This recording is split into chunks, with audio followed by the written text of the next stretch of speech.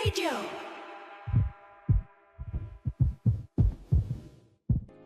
Ako po si Lexi. Buong professional life ko ay teacher ako. Nagsimula sa preschool, nag-elementary at high school at ngayon ay freshman teacher o instructor ako sa college. Hindi pa ako matatawag na professor kasi wala pa akong PhD o master's degree. Next year pa siguro yon kapag naipasa ko na ang masteral thesis ko. Masaya ako bilang teacher dahil nakikita ko ang pagbabago na naidudulot ko sa mga estudyante ko. Lalo na noong nagturo ako sa private school na preschool. Nang unti-unti kong makita na matuto na magbasa, magbilang at unti-unting magkamalay ang mga kids ay sobrang satisfying yon para sa akin. At kung paano kanila yakapin at sabihan ng I love you. Sobrang fulfilling yon. Feeling mo talaga ay mahal ka nila. Kapag Pasko, Valentine's at sa katapusan ng school year ay bumabaha ng mga regalo. Halik at yakap mula sa mga estudyante. Pati mga parents nila kapag tuwang-tuwa sa iyo ay tuwang-tuwa talaga sa iyo. Kakausapin ka at kakaibiganin ka ng sobra dahil sa tulong na naibibigay mo sa mga anak nila. Minsan nga ay may mga daddy pa na feeling ko ay nagpapakyut sa akin. Pero buti hanggang inosenteng flirting lang ang mga nangyayari. Marunong kasi akong makahalata. Kaya't inaangat ko kaagad sa professional na pakikitungo ang usapan. Kaya ayon, hindi na nila itinutuloy pa. Ilang taon din akong nasa preschool. Tapos ay nilipat ako sa elementary. Ganon din papadudot. Well-loved din ako at mas enjoy din kasi mas makakausap mo na ang mga estudyante. Mas meron silang malay tungkol sa mga bagay-bagay. Pero may bigayan pa rin ang mga regalo kapag Pasko, Valentine at katapusan ng school year. Pagkatapos ng ilang taon ay sa high school naman ako. Iba naman ang fulfillment doon. Kasi nagbibinata at nagdadalaga na ang mga bata. So marami ng mga crush yan. Maraming nagiging heartbroken. Ang may mga problema sa love life ay nag-uusbunga na. Kailangan kapag high school teacher ka ay parang guidance counselor ka rin. Kasi alam mo na, mga teenager ang daming drama sa buhay. At sa high school ay naging close din ako sa mga estudyante ko. Ipinapakita pa rin nila ang pagmamahal sa akin. At sobrang pagiging expressive nila. Kasi nga mas may kamalaya na sila sa stage na yon. At hindi ba sa high school ay nabubuo ang pinakamalalim na friendships natin. Kaya sa high school ay damay din sa malalim na appreciation at friendship ang high school teacher. Kaya't ang high school reunion ay sobrang inaabangan natin. Dahil sa mga bond at pagkakaibigan na nabuo sa gitna ng gulo ng puberty ng mga estudyante. At dahil alam nilang papalapit na ng papalapit sila sa real world o totoong buhay ng college life. At ngayong nasa college na ako, sa totoo lang po papadudot ay namimiss kong magturo sa mga bata na estudyante. Lalo na sa preschool. Kasi doon, ikaw ang laging tama. Teacher ka eh. May feeling na ganon.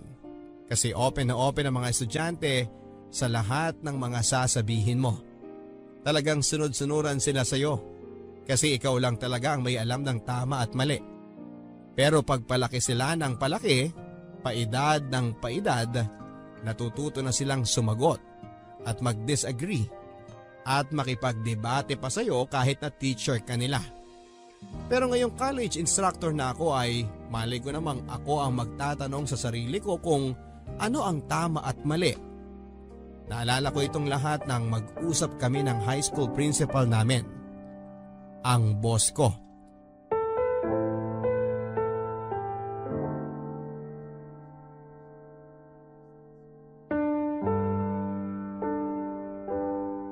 Oh, Teacher Lexi, last day mo na dito sa school. Maraming salamat sa maraming taon na pagtuturo mo sa mga bata. Naalala ko pa nung una kitang inalok para magturo dito sa school namin. Oo nga po, Teacher Feli. Maraming salamat at nag-take kayo ng chance sa akin. Bakit naman hindi? Magaling kang teacher. Naalala kita nung magkaklase tayo sa College of Education. Sabi ko sa sarili ko, balang araw kapag nakapagtayo ako ng school, kukunin talaga kita, Lexie. Bilang isa sa mga teacher doon. Kaya nga nung tinayo namin yung preschool, kinuha kagad kita eh. Salamat sa'yo at nagtiwala ka rin sa school ko. Ikaw ang nag-take ng chance. Oo nga, Teach. Ilang taon na rin yun? Parang ang tagal na. Mahigit 10 years na din, Lexie. Pero ikaw talaga ang sumugal, Teacher Feli. Pwede namang mga senior level teachers ang kinuha mo lahat. Pero fresh grad pa yung kinuha mo para mag-head ng preschool department mo. After 2 years. Ha? After 2 years? Kasi 'di ba, ikaw muna yung nag-head ng preschool department at assistant mo ko. Oo nga, no? Kasi naman, hindi ko pa alam ang mga dapat mong gawin o yung mga gagawin ko sa school. So, ako na muna ang nag-eksperimento. Pero kailangan kita nun para kapag meron akong tanong sa sarili ko, sa kung ano bang ginagawa ko o ano ba yung dapat kong gawin, ikaw ang siguradong makakatulong sa akin para ma-solve o maintindihan kung ano man yon. Oo nga, at ako naman, kinakabahan ako. Kinakabahan? Ikaw? Bakit naman, Teacher Lexie? Siyempre, pag tinatanong mo ko, alam ko na dapat makatutulong talaga yung sagot ko. Na tama ang maisasagot ko sa'yo. Kasi kung tinanong mo na ako, ibig sabihin na pag-isipan mo na yun ng matindi. At therefore, nangangailangan ka ng opinyon galing sa akin tungkol doon. Na ibig sabihin, kailangan mo ko para sa desisyon na gagawin mo para sa school. Ikaw talaga, Lexie. Oo, kilala mo na talaga ako. Siyempre, Teach. Idol kaya kita. Feeling very humbled ako na ako ang hinihingan mo ng opinyon. Hindi lang bilang assistant. Kasi feeling ko, binavalue mo yung kaalaman ko bilang educator. Kasi you've grown so much, Teacher Lexie. Along with the school. Toddlers, kindergarten, elementary, tapos high school nang tinuturuan mo. At ngayon, college na, 'di ba? So from early grades to college, biro mo, nadaanan mo lahat 'yun. Oo nga, biro mo yun, ma'am. And to think na maliban dun sa college, lahat ng teaching experience ko dito sa school mo. Oo nga, no? Sorry, ha? Sorry? Bakit sorry? Sana kung may pera ako para gawing college itong school, para maging university, di sana dito ka pa rin magtuturo. Para talagang masabayan namin ang growth mo. Nako ma'am, pag nagtayo talaga kayo ng university, tawagan niyo ako, go ako agad. Hire me na agad ang sasabihin ko sa inyo. Good luck on your career, Teacher Lexie. Sigurado akong maraming mga students ang may inspire sa'yo at mamahalin ka talaga nila. Tulad ng pagmamahal sa'yo ng mga students mo all these years dito sa school. Naku ma'am, thank you. Sana nga. I just know magugustuhan ka nila. Ang mga college professors ko kasi noon, ako ang susungit. Laging nakasimangot, mga terror. Kung hindi man terror, napaka-boring. O kung hindi naman boring, walang dating. Di ba naalala mo pa sila? Nako, parang totoo nga yan. Sana wag ako maging ganun. Nako, sigurado ako. All your years teaching sa early grades will positively impact your teaching style ngayong college. Nako, I'm sure your students will just love you. Nako, thank you, ma'am. Trust me, Lexie. They will love you. Si Ma'am Feli, noong last day ko as high school teacher. Papadudot, alam ko rin namang magugustuhan kong magturo sa college level kasi feeling ko ay nag-graduate na rin ako sa high school. Kahit ako yung teacher ay feeling ko ay nagtapos din ako ng pag-aaral. Nang ganong parte ng aking teacher career at ngayon ay ready na para sa mga challenging na trabaho. Kapag sinabi ko namang mas challenging, ang ibig sabihin din noon ay mas rewarding financially. At magandang balita yon para sa akin at sa asawa ko na si Nesty. Alam mo Papa Dudut, medyo hirap kasi yung buhay namin. This past few years na nagtuturo ako sa early grades, sa preschool, elementary at high school. Kasi hindi naman gaanong kalakihan ang sweldo ko. At yung asawa ko, si Nesty, hindi rin gaanong kalakihan ang sweldo. Minsan nga ay ilang buwan siyang walang sweldo. Kasi freelancer siya, Papa Dudut. Graphic designer. Dati nagtatrabaho siya sa opisina, kaya lang ay mainitin ang ulo. Kaya tuloy ay ayaw niyang mamasukan. Halos magsasampung taon na kaming kasal ni Nesty. Okay naman kami, Papa Dudut. Although wala pa kaming anak kasi nga financially ay kinakabahan pa ako. Sinusuportahan din kasi namin ang ilang mga kamag-anak. Parents niya na may edad na, parents ko rin at ilang kapatid ko. Hindi ko na masyadong idedetalye yon, Papa Dudut. Masalimuot kasi. Although maayos naman ang mga buhay ng mga pamilya namin, maayos meaning ay wala namang gulo, ako lang sa aming magkakapatid ang nakapagtapos ng college. Kaya kahit na teacher ako at maliit ang sweldo, bahagi pa rin noon ay napupunta sa pag-aabot sa mga gastusin ng mga magulang ko.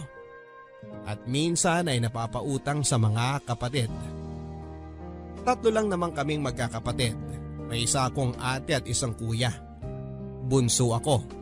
Pero may mga anak na sila at madalas ay kinakapos. So kanino pa ba sila unang hihingi ng tulong? Kundi sa kapatid nila na nakapagtapos at nagtuloy-tuloy ang trabaho, hindi ba? Eh di, ako na yon. Si Nesty naman na asawa ko ay medyo umaasa rin sa akin. Lagi niyang sinasabi na balang araw daw kapag mayaman na siya, hindi na raw siya masyadong aasa sa akin. Ang sabi niya kasi lalo na ngayon na nasa bahay na lang siya nagtatrabaho madalas, sa computer, minsan lang nakikipag-meeting sa kliyente para sa project, mababa lang naman ang gastos o expenses niya. Pero dahil doon, Papa Dudut, medyo nawawalan na rin ako ng respeto sa kanya. Kasi alam na nga niyang sumusuporta ako sa pamilya ko, tapos parang hindi siya nag-extra effort para kumita. Siya pa nga ang nagsabi sa akin na magturo na ako sa college para mas malaki ang sweldo. Hindi ba medyo nakakabanas din yon? Parang may motibo siya na kumuha ako ng trabaho na mas mataas ang sweldo. Kasi kapag mataas ang sweldo ko, ang ibig sabihin ay absuelto siya sa mga responsibilidad na makahanap din ng mataas na sweldo para pampuno sa mga gastusin naming mag-asawa. So talagang hindi pa kami pwedeng magkaanak, Papa Dudut. Kasi sapat na sapat at minsan ay kinukulang din ang kinikita naming dalawa para sa aming dalawa lang. Kaya madalas nga, napapaaway na rin kami tungkol sa pera. Normal lang naman yon siguro. Pero sa tagal ng panahon ay naaapektuhan na rin ako, Papa Dudut.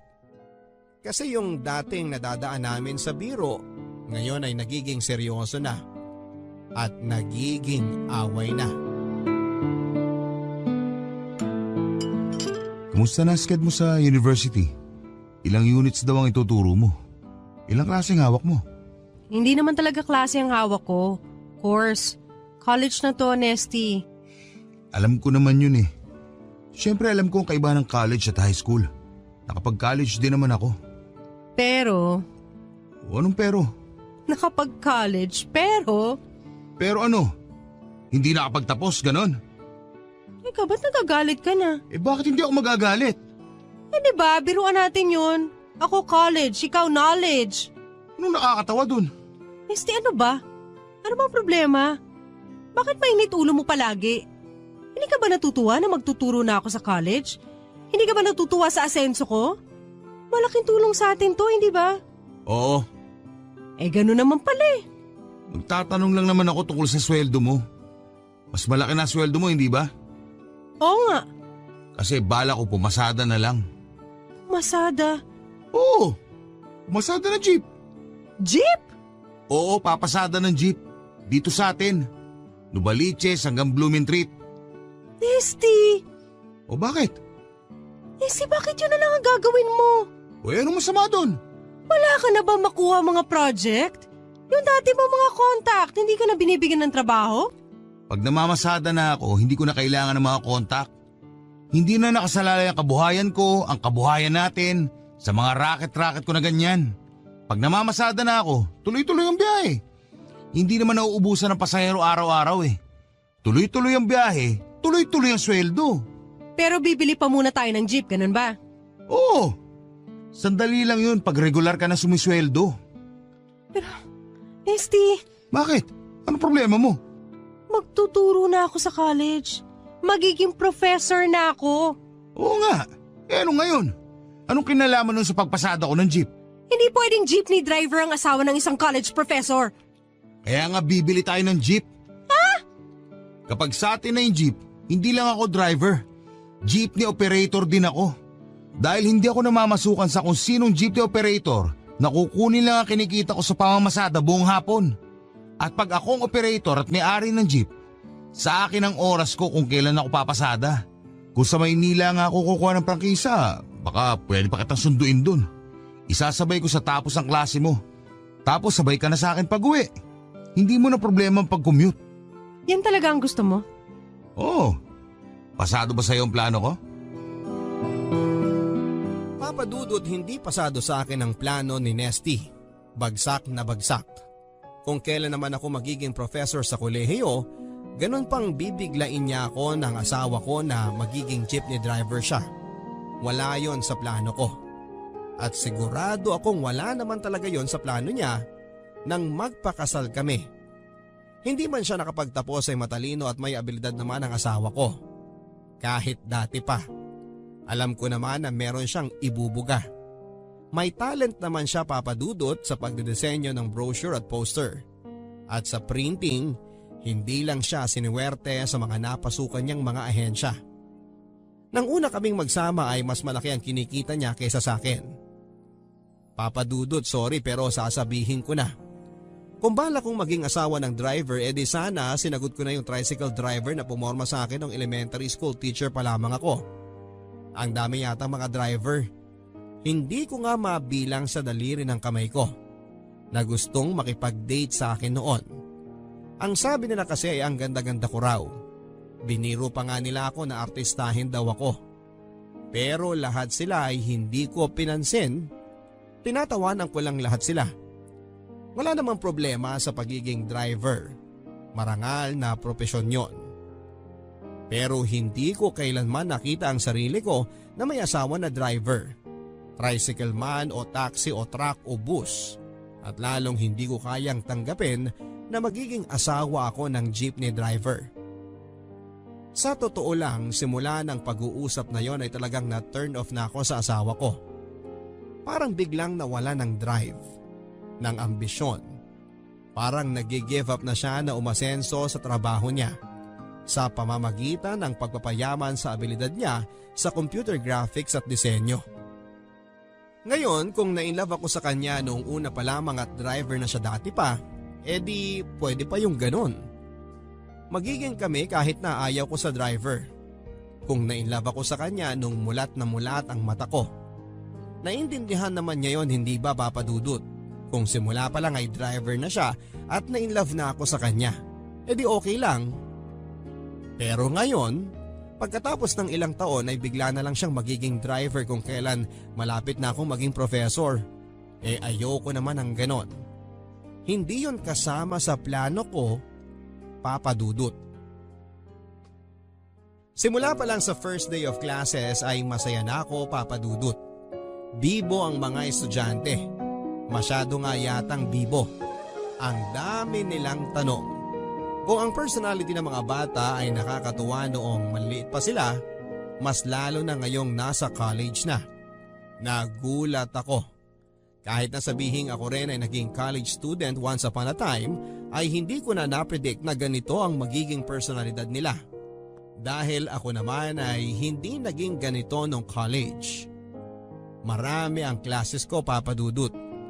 Umaga pa lang, madaling araw umaalis na ako dahil ang unang klase ko ay alas 7 ng umaga. At ginagabi na rin ako hanggang sa alas 9 ng gabi. Napasabak ako talaga, Papa Dudut. Siguro ay nabilib sa akin yung coordinator ko at binigyan ako ng maraming mga klase na hahawakan. Medyo may kakulangan kasi ang mga teachers sa college level. So naparami ang trabaho na ibinigay sa akin.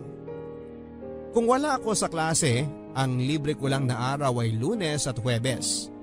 Nag-check naman ako ng mga papers online. Puro online na kasi papadudot. Hindi na piniprint ang mga paper at project.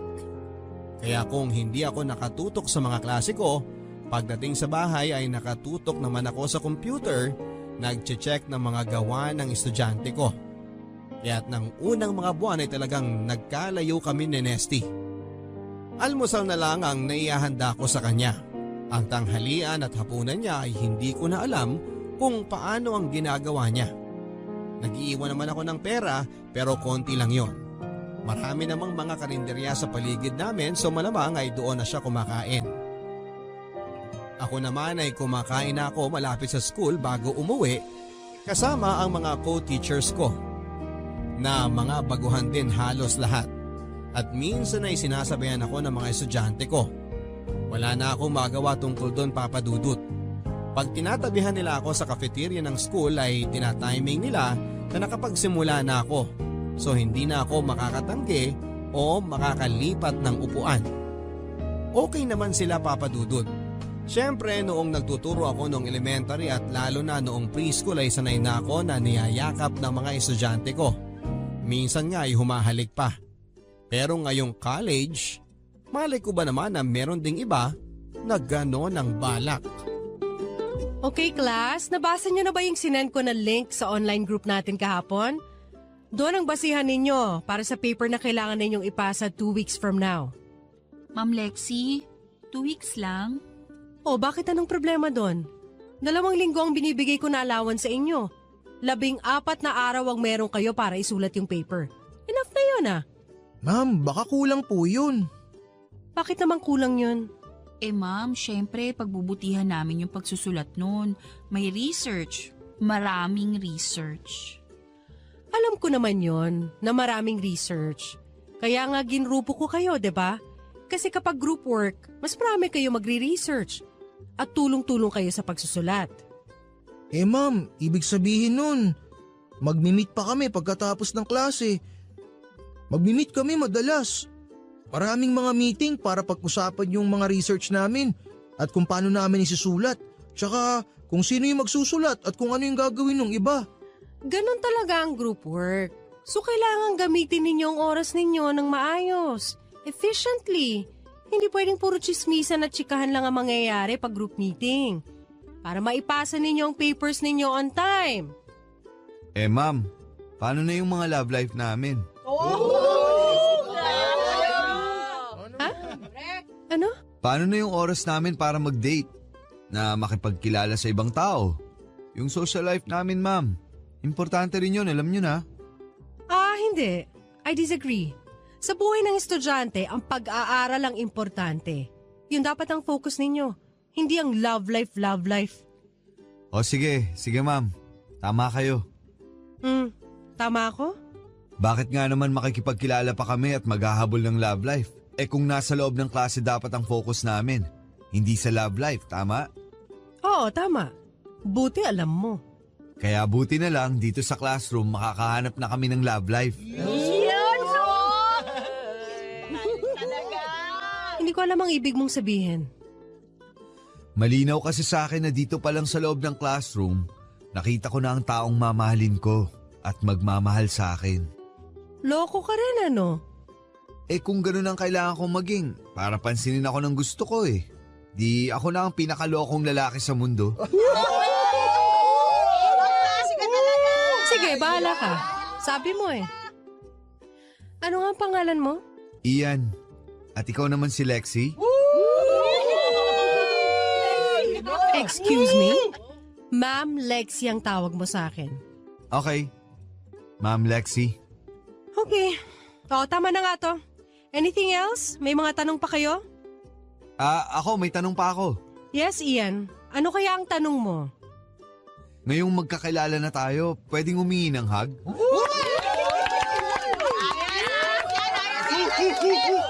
No! Walang hug! Okay, nagbabaka sakali lang naman. Naku, Papa Dudut. Hirap na hirap akong itago ang kilig ko. Si Ian kasi gwapo at matipunong estudyante. Isa sa mga pinakagwapo sa campus kung tatanungin mo ako at iba pang mga teacher na babae at mga bading. Kasi may mga beke rin syempre na nagtuturo doon. Sasabihin din nila na si Ian ang pinakagwapo, parang morenong version ni Dennis Trillo at mas matangkad. Pero sa tingin pa lang niya, alam mo nang pilyong bata, binata ito. Feeling ko ay may crush siya sa akin at feeling ko ay alam ng buong klase. Kasi lagi nilang ibinibida si Ian. Parang sineset up nila na pansinin ko siya. Kapag nagtatanong ako sa klase, minsan sinasabi nila na tawagin ko si Ian. Bino-volunteer nila kasi siya raw ang may alam ng sagot. Kasi siya raw ang may alam tungkol doon. Kasi si Ian daw ang lagi kong pinapansin naman, sinasabi nga nila na favorite ko raw si Ian. Sa totoo lang, Papa Dudut, ay hindi ko akalain na tutuksuhin ako ng mga estudyante ko ng ganon. Parang pinagtutulungan nila ako. Sasabayan nila ako sa koridor, kunwari ay tutulungan nila ako magdala ng mga libro at materials na mabigat. Una, tatanggi ako. Tapos pag pumayag na ako, biglang darating si Ian at siya na ang magdadala ng mga gamit ko. Ipapasa nila sa kanya. Kaya ayun, siya ang kasama ko maglakad papuntang faculty room. Ilang beses tong nangyari. At una sinasabi ko na ayoko ng ganitong pakulo nila at ni Ian. Pero pag tagal-tagal ay pumapayag na rin ako dahil mabigat naman talaga ang mga dala ko. Kaya dahil dito ay nagkakausap kami ni Ian. Kahit nga nung simula na niya akong tawagin na Lexi ay hindi Ma'am Lexi, ay hindi na rin ako nagprotesta pa. Kasi ang ganda ng boses niya at ang pagkakabigas niya ng pangalan ko. Ang tweetams ko, no, Papa Dudut? At pagkatapos ng ilang beses na makasabay ko si Ian sa koridor, nauwi ang usapan mula sa small talk tungkol sa klase at mga papers at napunta na sa ibang mga bagay. Mga personal na bagay na walang kinalaman sa classroom. Ito yung mga bagay na kapag nasimula nang mapag-usapan ay alam mo nang nag-iiba na ang usapan. Magbabago na ang dynamic o pakikitungo namin sa isa't isa. Hindi na ito bilang estudyante at guro o pupil at professor. Pero magiging usapan na lang ng dalawang tao na may buhay na normal. Na may pangitain at pangarap at may mga tumitibok na puso at isipang umiikot. Na kadalasan ay nag-aaway at nagkaka-conflict sa isa't isa. Hindi ba lagi nalang sinasabi na nag-aagawa ng puso at isipan natin para sa atensyon? Na nagtatag of war ang dalawang ito, ang puso at isipan. At lagot ka kung ang puso ang mananalo. Ganon ang mangyayari pag ang usapan ay nauwi na sa personal na mga bagay. Lalo na para sa akin na isang guro at sa isang estudyante na aminado naman ako sa sarili ko, noon pa lang ay naa-attract na ako sa kanya. Naku Papa Dudut, tuwing maiiwan kami sa koridor sa school na naglalakad ay eto na ang usapan na kinakabahan akong mangyari sa aming dalawa. At ayun, nangyari na nga. Ma'am Lexi, Yes, Ian? matagal na kayong kasal, no? Matagal na rin, Ian. Masaya naman kayo. Excuse me? Private ng tanong mo, ah. Sorry, Lexi. Masaya naman, Ian. Uy, ang private din ang sagot mo, ah. Nagulat ako. Ganun eh. Lumabas na agad yung sagot ko. Itatago ko pa ba? Ilang beses mo na akong sinasamahan dito sa school na dala-dala yung mga gamit ko. So, naisip ko na mabigat yung tanong mo, edi ibibigay ko na rin sa iyo yung mabigat na sagot ko sa katanungan mo. Oo nga. Para gumaan ba? Parang gano'n na nga. Bakit? Mabigat ba para sa'yo? Medyo. Siguro. Ewan ko. Basta. Normal na tao lang naman tayo lahat, diba? Lahat naman tayo may pinagdadaanan. Pero atin lang yon, ha? Kahit sa mga co-teachers ko, hindi ko kinukwento yon. Alam nilang lahat, or at least ina-assume nila na happily married ako. Siguro walang nagtatanong sa'yo. Siguro nga. Lahat sila alam kung paano rumispeto at dumistansya. Sorry. Pasensya na ha. Ako kasi ayokong dumistansya eh. Anong ibig mong sabihin? Hindi mo pa ba nahalata, ma'am? Ian. Yes, ma'am? Ian. Yes, ma'am. Bakit bigla mo akong tinatawag na ma'am ulit? Ha? Kanina lang tinatawag mo na ako na Lexi. Ma'am. Lexi. Tama. Ian. Ma'am.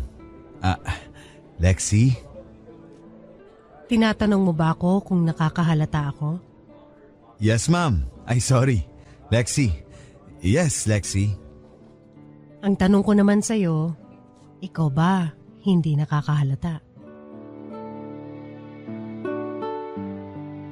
At doon na nagsimula, Papa Dudut. Nagka-affair na kami ng estudyante ko. Alam ko na hindi dapat yon. Pero mahina ako at hindi ko kayang tumanggi. Ano ang gagawin ko, Papa Dudut? Hindi ko naman pinilit si Ian at hindi rin niya ako pinilit. Pareho naman naming ginusto yon. Ang importante lang ay itago namin at marunong kaming magdala. Simula noon ay hindi na kami nakitang magkasama sa campus. Parang hindi na kami magkakilala sa klase. Sinabi ni Ian sa mga kaklase niya na talagang tinanggihan ko siya at sinabing itigil na niya ang pagpapakyut sa akin. Nagalit daw ako at naniwala naman yata sila. Tumigil na ang tuksuhan, Papa Dudut. Ang hiyawan at ang pagpapakyut at mga setup. At syempre mas kumonti ang oras ko sa bahay. Mas late akong umuwi. Inuumaga pa nga madalas. Madalas kapag libre ako sa susunod na araw, Lunes o Huwebes ay doon ako umuwi. Bandang tanghalian.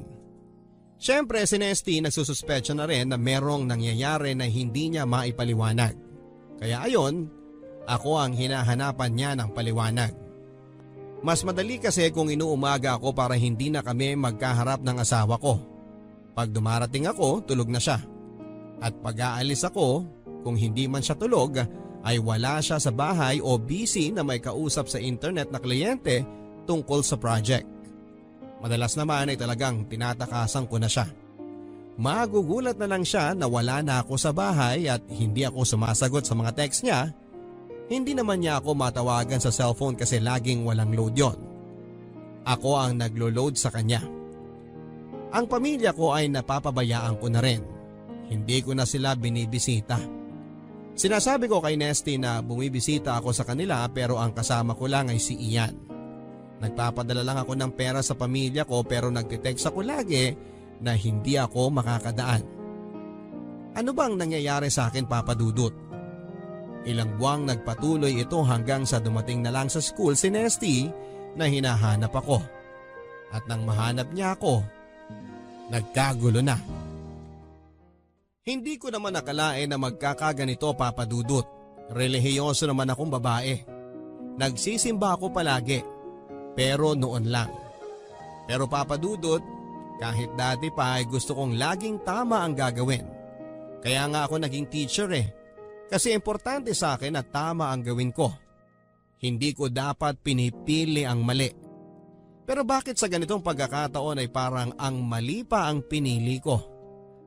Alam ko na mali or alam ko na merong aspeto ng ginagawa ko ngayon ang mali dahil hindi ko binibigyan ng pansin ang pamilya ko. Ang upbringing ko bilang tao na masunurin, na marunong rumispeto sa mga natutunan ko noon sa eskwela, sa mga magulang ko, sa simbahan. Gaya ng sabi ko ay relihiyoso ako noon, Papa Dudut. Bagamat hindi na ako masyadong nakapagsisimba tulad ng dati. Sa tingin ko naman ay alam ko pa rin kung ano ang tama at mali. Ang problema nga lang ngayon kahit na alam kong mali ay hindi ko pa rin mapigilan ang sarili ko. Somehow, nakukumbinsi ko na mas tama kung gagawin ko ang mga bagay-bagay na masasabi kong karamihan na mali. Hindi ko rin alam kung bakit binubura ng mga aksyon ko ang boundary sa pagitan ng guro at estudyante. Naunang tungtong ko pa lamang sa pagtuturo sa college ay natitempt na kaagad ako ng ganito. Sadya bang napaka-vulnerable ko ngayon dahil sa pag-alat ng samahan namin ng asawa ko. Ang pangako ko nang magpapakasal kami ni Nesty, bakit tila tinalikuran ko na? Tila lahat ng yon ay tinalikuran ko. Bakit ganon, Papa Dudut? Sa totoo lang ay ang daming mga tanong na nagpapagulo sa isipan ko. Kaya't mas madali na huwag ko na lang pabayaan itong gumulo pa lalo sa isipan ko. Hanggat walang ibang bagay na magdudulot ng kaguluhan, pinapabayaan ko na lang na mangyari ang nangyari. At nangyari na nga ang relasyon namin ni Ian. Ilang araw, linggo at buwan ang lumipas. Kinaya naming itago sa ibang tao ang relasyon namin. Walang kamuwang-muwang ang mga co-teachers ko, ang mga estudyante rin or at least parang walang nakahalata. Ilang buwan, Papa Dudut. Walang kaguluhan. Hanggang sa isang araw nang biglang dumating ang asawa ko sa school. Nang magkita kami ni Nesty sa school ay hindi ko na alam kung paano ko itatago. Nandun ang mga kasama kong co-teachers. Nang sabihin kong sa ibang lugar kami mag-usap, ayaw naman niya. Ni ayaw niyang lumabas ng faculty room para man lang makalayo sa mga mata at tenga ng mga kasama ko sa faculty. Yung ilang mga teachers namin ay umalis, pero yung ilan siguro ay nakaamoy ng juicy na chismis. Hindi sila umalis. Kaya pakapalan na lang ng mukha, Papa Dudut. Kailangan kong harapin ang asawa ko. Lexi, ano ba nangyayari sa'yo? Nesty, wala nangyayari sa akin. Halos hindi ka na umuwi. Hindi na kita nakikita. Pinapabayaan mo na ako. Dati, puro ka kwento tungkol sa trabaho mo. Alam ko mga ginagawa mo. Pero eto ngayon, dumidistansya ka sa akin. Ano ba pinagkakabala mo? May tinatago ka ba? May iba ka bang inaatupag? Magsalita ka! I'm sorry, Nesty. Sorry ka? Talaga? I'm sorry pero hindi kita kakausapin kung ganyan ang tabas ng dila mo. Nandito ka sa school, pumunta ka na lang bigla. Na hindi ko alam kung paano ka nakapasok tapos bigla mo akong pagsasalitaan ng ganyan. Na parang may kung ano akong kasalanan sa'yo. Kung ano man ang pwede kong isagot sa'yo. At pwede naman ako talagang sumagot. Magmumukha akong may kasalanan talaga dahil lang sa tono ng pagtatanong mo. May lalaki ka siguro, no? Siguro may iba ka na. Excuse me. Huwag mo akong akusahan ng mga ganyang bagay. Nanguhula ka lang at ngayon kailangan kong i-defend ang sarili ko? Ikaw ang nag-akusa. Ikaw ang magbigay ng patunay. Wala akong kailangan sabihin sa'yo. Hindi ko kailangan magsabi ng kahit ano. At unang-una, hindi ka dapat nandito. Pinapahiya mo ko sa mga co-teachers ko. At siguradong kakalat to sa school. At malalaman ng ibang mga tao na mga estudyante ko. At makukompromiso ang integridad ko bilang guro nila. At ako pa ang mali? Ako pa? Ano bang ginawa ko sa'yo, Lexi? Wala kang ginawa. Sino ba dito ang kalaguyo mo, ha? Marami ka pa sinasabi para lang itago ang kabulustugan na ginagawa mo. Sino dito sa mga co-teacher mo kinakasama mo at hindi ka na umuwi ng bahay? Ha? Sino? Excuse me, sir. Please, umalis ka na. Hindi kailangan ng university na to ang mga dramang ganito. Wala kaming pakialam o wala kami sa lugar para makialam sa pribadong buhay ng mga ibang tao sa faculty o ng student body. Lalo na pag hindi naman naapekto ng trabaho at ang tuluyang pag-aaral ng mga estudyante. Sa pagkakaalam naming lahat, mabuti at epektibong guro ang asawa mo. Kung asawa mo nga siya. Asawa ko siya! O sige, sabi mo eh. Pero dapat ka nang umalis. Nandito na ang security oh. Tinawag ko na sila habang nagbububula ka kanina. Kaya please, sumama ka na sa kanila. Lexi, hindi mo pwede gawin sa akin to. Ano bang ginawa ko sa'yo? Bakit ayaw mo akong kausapin? Sir, please, sumama ka na sa kanila. Sir, sumama ka na ho sa amin. Nesty, please sumama ka na sa kanila. Sabihin mo muna sa akin na hindi totoo ang sinasabi ko. Na wala kang balak na iwan ako. Na mahal mo pa ako. Na walang ibang lalaki sa buhay mo. Ma'am, pwede po bang doon nyo na lang sa office nyo to ituloy? Sir, kung hindi kayo sasama at kung magpapapigil pa kayo, talagang papa-aresto na namin kayo. Bitawan niyo ako! Disturbing the peace na po ito. Nesty, hindi totoo mga sinasabi mo. Walang ibang lalaki sa buhay ko. Mahal mo pa ba ako? Huwag na natin dito pag-usapan yan, Nesty. O sige sir, parang yun na yung sagot na hinahanap ninyo. Alis na po tayo. Lexi! Lexi! Ba't mo nagawa sa akin to? May lalaki ka nga! Nagsisinungaling ka! Nagsisinungaling ka! Hindi mo na ako mahal! Walang iya ka! Tinagurihan ka pa naman, teacher! Paano mo nagawa sa akin to?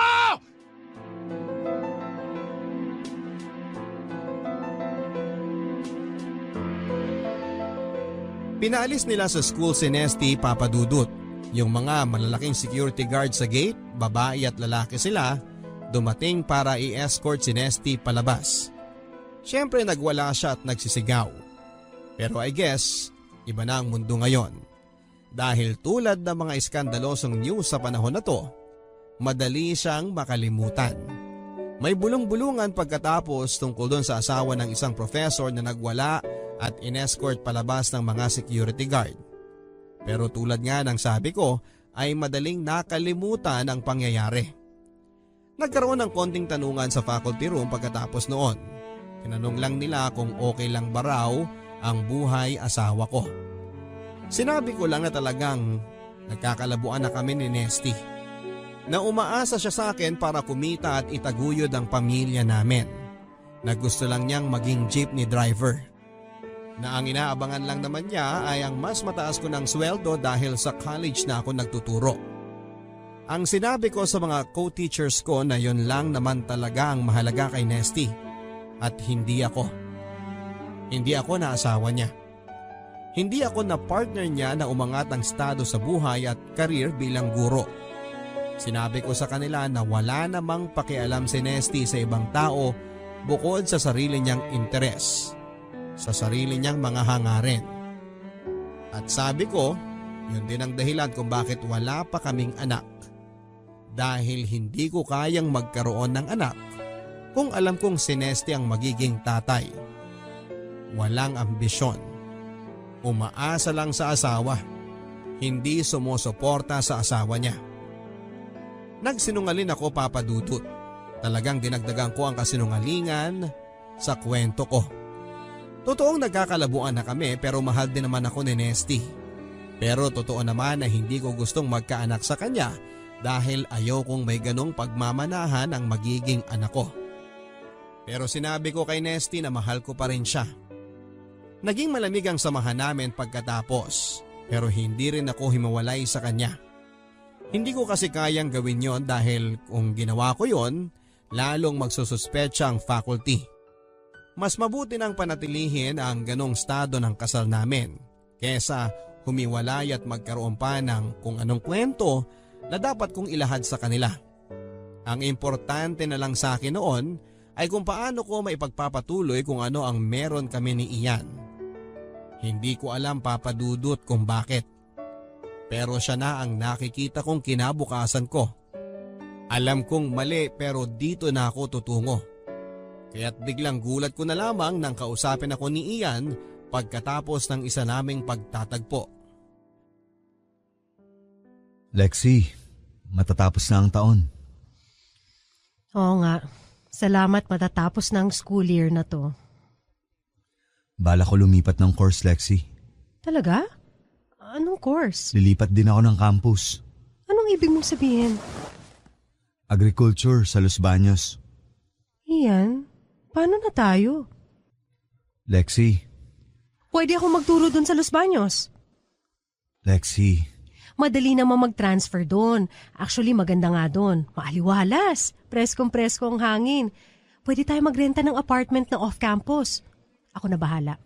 Kaya ng sweldo ko naman yun eh. Maliit lang ang renta doon sigurado. Nakapag-boarding house na yung kakilala ko sa Los Baños. Mura lang talaga.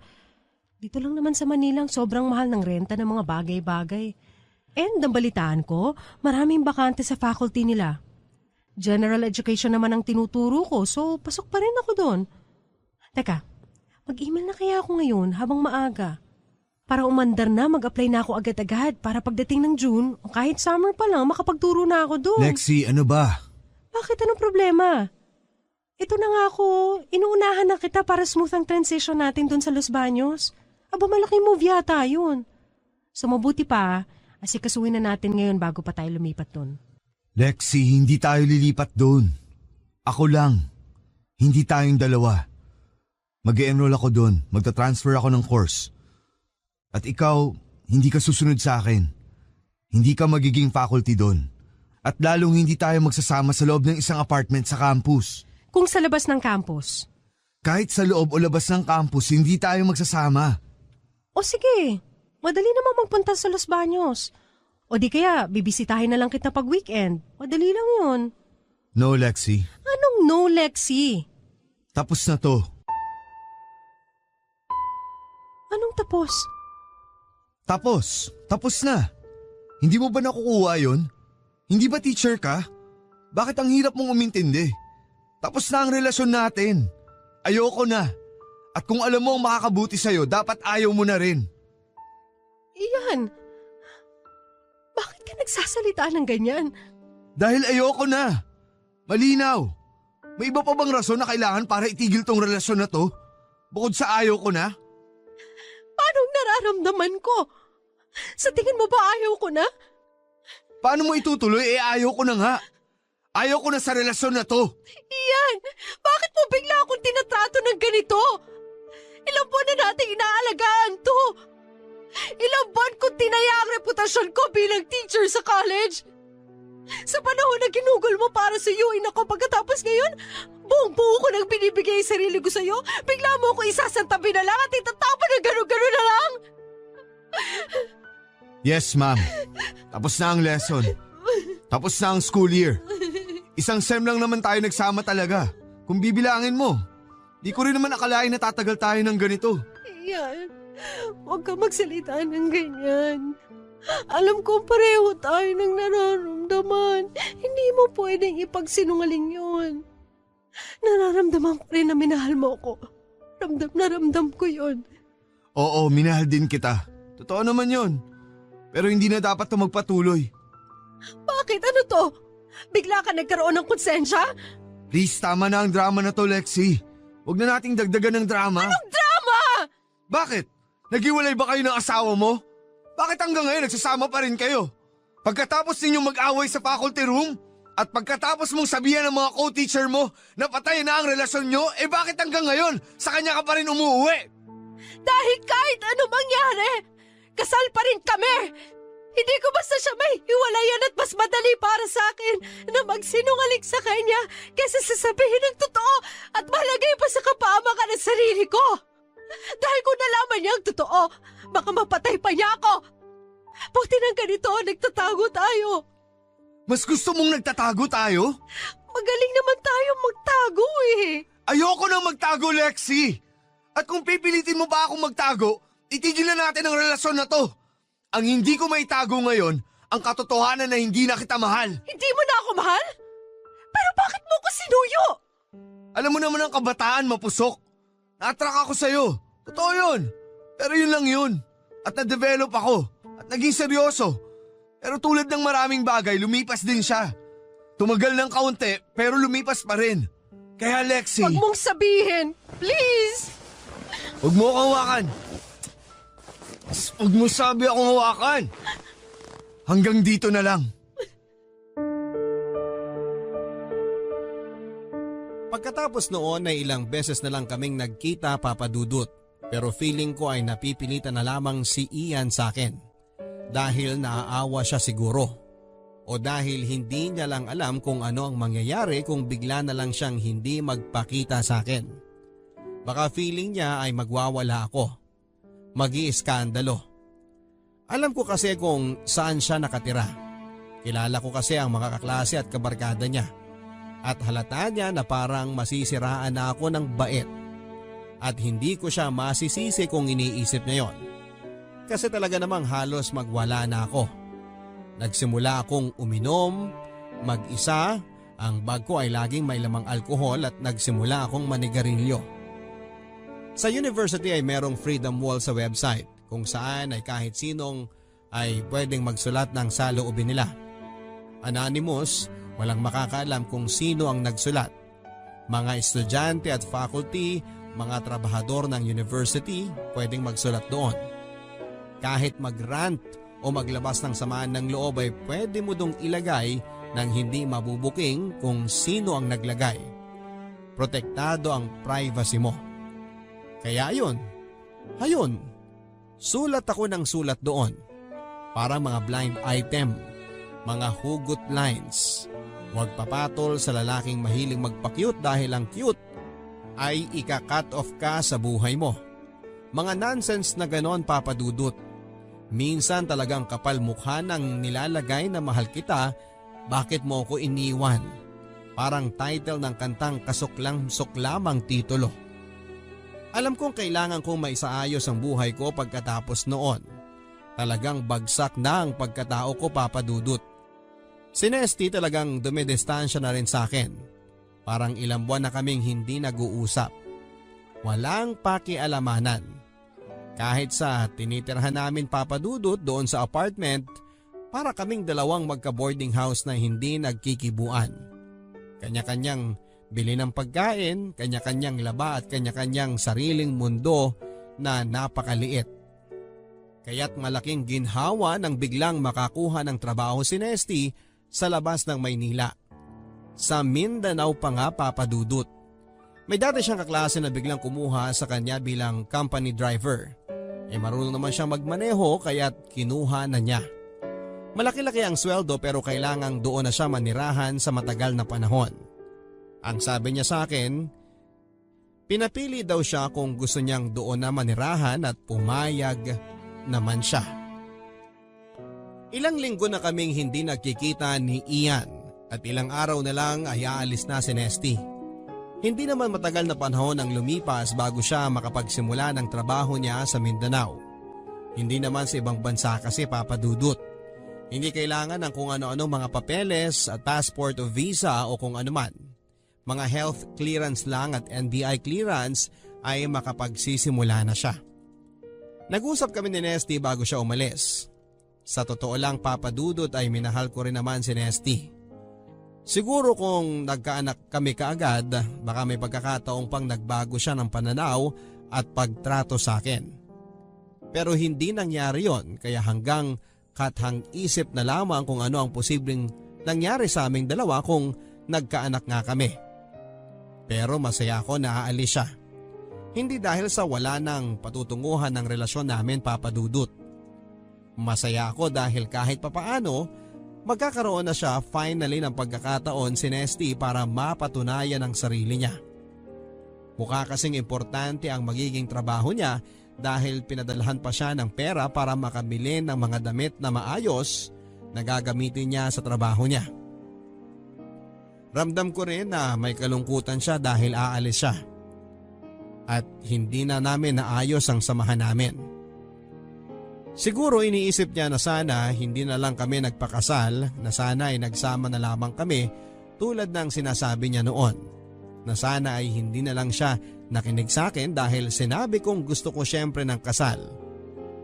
Bakit? Kasi relihiyoso nga ako, hindi ba, Papa Dudut? Mahalaga sa akin yon, or at least ay mahalaga noon. Dahil sa pakikipagrelasyon ko kay Ian, siguro ay napatunayan ko na hindi rin mahalaga yon, ang sakramento ng kasal para sa akin. Sa amin ni Nesty ay naging importante yon, kaya't importante na magkausap kami bago siya umalis. Hindi na ako naiyak, Papa Dudut. Nagpapatawa pa nga ako . Ginamitan ko pa nga siya ng mga linya na ginagamit din sa akin ni Ian. Ebidensya siguro na talagang hindi ko na siya mahal.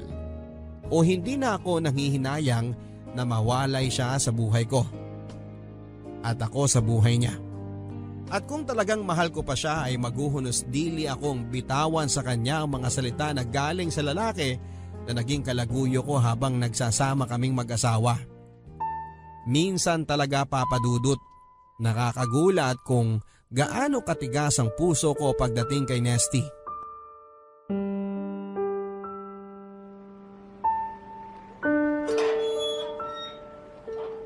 May tao bang babati sa'yo sa airport? Meron. Hindi ko siya kilala pero meron daw placard na may pangalan ko. Wow, galing naman nun. Congrats, Nest. Biro mo yun, para kang sikat na celebrity na may susundo pa. May placard na may pangalan mo. Lexi. Paano kung may magpanggap na ikaw tapos agawin yung sundo mo? Paano na yun? Lexi, mahal kita. Please, Nesty, wag dito. Saan pa, Lexi? Kailan ko pa sasabihin ulit? Hayaan mo, ito na yung huling beses na maririnig mo sa akin yan. Hindi mo na ako makikita ulit. Huwag ka namang ganyan. Hindi mo o gusto umalis? Hindi sa ganon. Gusto mo na akong umalis talaga? Gusto kong maging mabuti ang trabaho at buhay mo. Kahit wala na ako sa buhay mo. Hindi ko naman ginusto na maging ganito tayo eh. Lexi, dati naman ang ayos ng samahan natin, hindi ba? Maayos, Nesty. Pero may mga bagay na lumilipas talaga. Please, Lexi. Ipaglaban mo naman ng kaunti ang naging samahan natin. Baka naman may pag-asa pa. Kung maniniwala ka lang, malalaman mo na para sa akin, mahal na mahal pa rin kita at handang ipaglaban ang relasyon natin. Nesty, please. Please ano? Please, tama ng drama na to, Nesty. Huwag na nating dagdagan ng drama. Huwag na. Linya ni Ian yon, Papa Dudut. Hindi masarap marinig galing sa kanya, pero masarap ibitaw. Lalo na noong sa akin galing at patungo sa iba. Kaya ayon, umalis na si Nesty. Humahagulhol na sumakay sa taxi. Medyo maliwanag na rin ang langit noon kaya may mga kapitbahay na gising na at nasa kalye na. Malamang ay nakita nila ang pag-uusap namin at ang paghagulhol ni Nesty. Nakakahiya, Papa Dudut. At hindi ko alam kung bakit mas nahihiya ako sa paggawa ni Nesty kesa sa pagkakaroon ko. Isang babaeng may asawa at halos isang propesora na sa kolehiyo ng isang relasyon sa estudyanteng hindi hamak na mas bata sa akin. Pero muntik na akong mahiya ng isang araw ay kausapin ako ng kakilala ni Ian. Si Weng. Talagang doon ako napilitang harapin kung ano ang ginagawa ko. Isa itong kakilala mula sa nakaraan niya. Isang nakaraan na wala akong kamuwang-muwang na nangyari pala. Bigla na lang niya akong tinawagan. Wala siya sa contacts ko at sinabing pupuntahan daw niya ako. Dumating siya sa apartment bago ako pumasok sa school. Nagulat na lamang ako at nandun siya. Kahit na hindi ko ibinigay sa kanya ang address ko. Sige, upo ka. Nagtataka ka siguro kung paano ko nalaman ang telepono at address mo. Oo nga. Hindi kita kilala. Pero kilala kita. Ilang beses kitang sinundan mula sa school hanggang dito sa apartment mo. Ha? Bakit? Inoobserbahan ko kayo ni Ian. Kilala mo siya? Estudyante ko siya dati. Nung high school pa lang siya. Teacher ka niya. Grade 11, chemistry. Paano? Sinuyo niya rin ako. Noon pa man, simpatiko na si Ian. Malaking bulas, parang hindi minor de edad kung umarte. 17 pa lang siya noon. At naging kayo? Oo. Tumagal kami ng 2 taon. Hanggang maging first year college siya. Naghiwalay rin kami. At ngayon? Dapat malaya na kaming maging kami ulit. Kung hindi ka lang pumasok sa eksena. Ha? Anong ibig mong sabihin?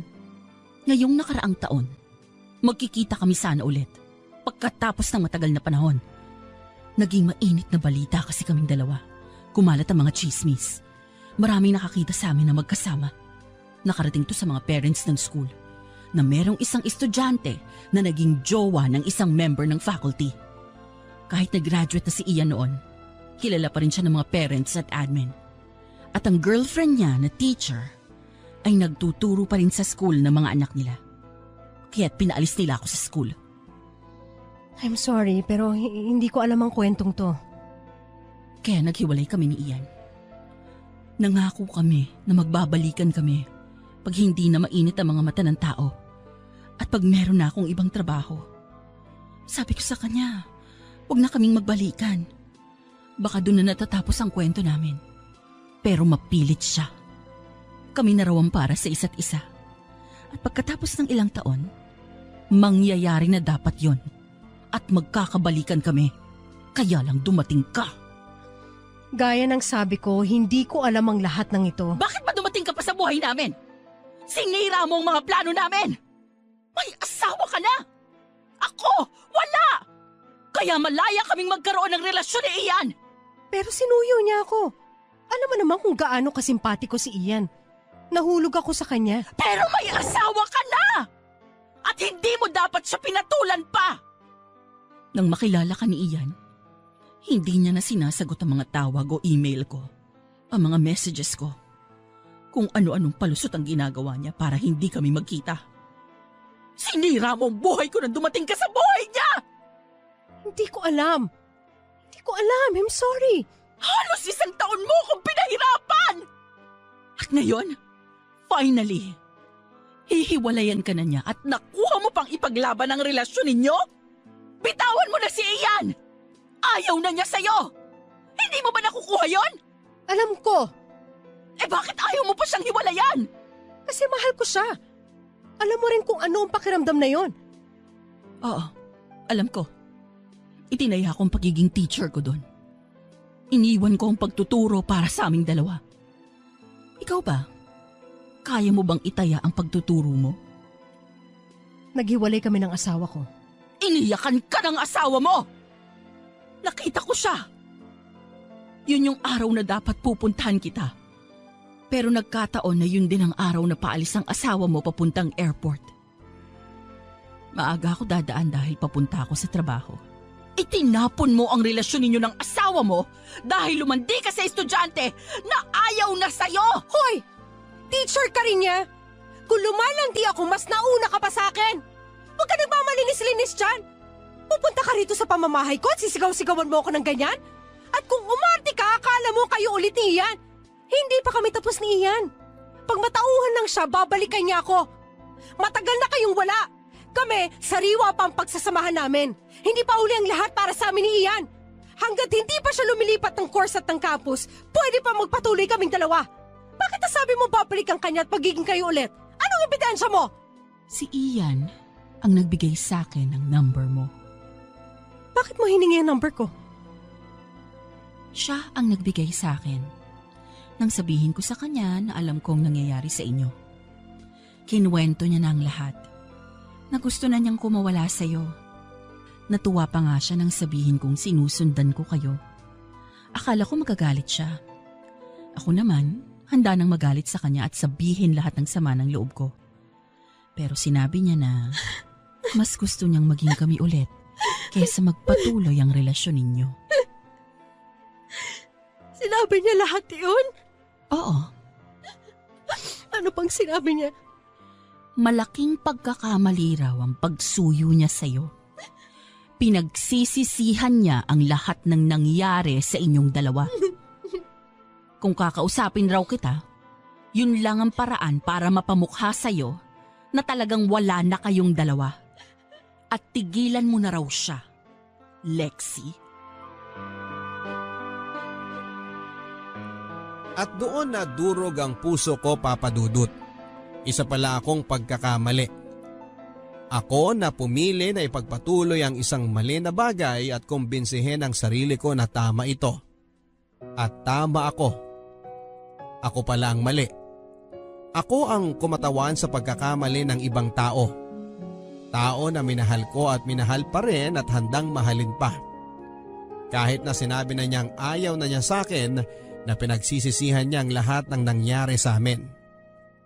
Paano ako magpapatuloy, Papa Dudut? Yun ang gusto kong malaman. Nawala na sa akin ang asawa ko. Itinulak ko na siyang palayo. Kahit na minamahal pa niya ako. Initsapwera ko siya sa buhay ko. Ayaw na rin sa akin ang minamahal ko na kapalit sa asawa ko. Ititigil ko na ba ang kabaliwang ito? Matututo na ba ako sa leksyon sa nangyaring kaguluhan sa aming dalawa? Puro mga mali na ang mga desisyong nagawa ko. Kailangan ko ng tulong para malaman kung ano talaga ang tama o mali. Kahit isang guro ako ay hindi ko naman kayang turuan ang sarili ko o pag-aralan ng sarili ko kung ano ang tama at maling desisyon. Kailangan ko po ng payo mo at ng mga tagapakinig mo. Gusto